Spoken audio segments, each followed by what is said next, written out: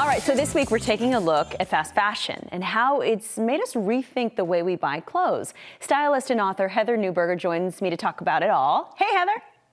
Hello. Hey, Monica, great to see you again. Good to see you too. Okay, so, all right, let's explain, if you could, what we're talking about when we say what fast fashion actually is.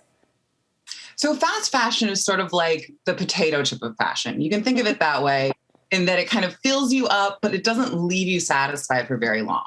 It's sort of your Zara's, your H&Ms, the different places where you can kind of get these knockoff runway trends, but aren't necessarily made with great materials. They're often polyblend. They're often sort of sewn incorrectly. They're not really going to last you more than a season because they're very trend focused. And I kid you not, 97.5% are actually made overseas in other countries using not so great labor ethics. I know. I'm thinking of my closet right now and going, oh my gosh, there's a lot of that in there, right? So it's all over the place. So if it's everywhere, though, how can you actually avoid it? Well, I think it's important to sort of implore some strategies beforehand. I really urge readers to do this in my book, How to Date Your Wardrobe, because I feel like it's really good to delineate your desires before you head out to shop. So first, what you want to do is really dial in your personal style, kind of get an idea of what you really want, what fits you as a person and who you really are.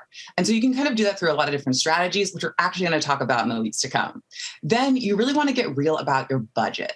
Is that budget for your clothing going into the right places? Are you really allocating it to the right spaces that actually make sense for you and are going to stick around for a long time?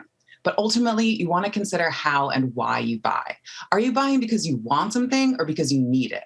And really, you want to focus on those need-based pieces because your wants, they're going to go away.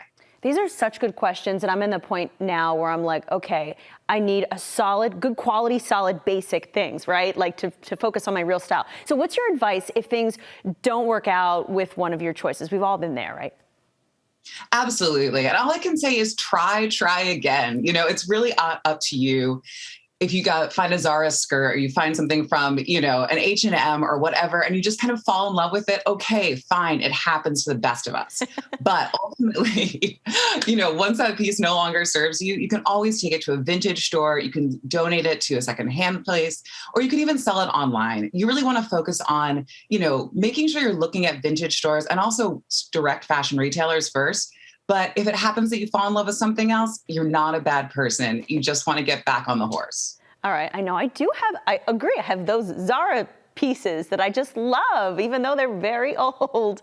All right. Stylist Heather Newberger, always with the good advice. Thank you so much. And we'll see you next week.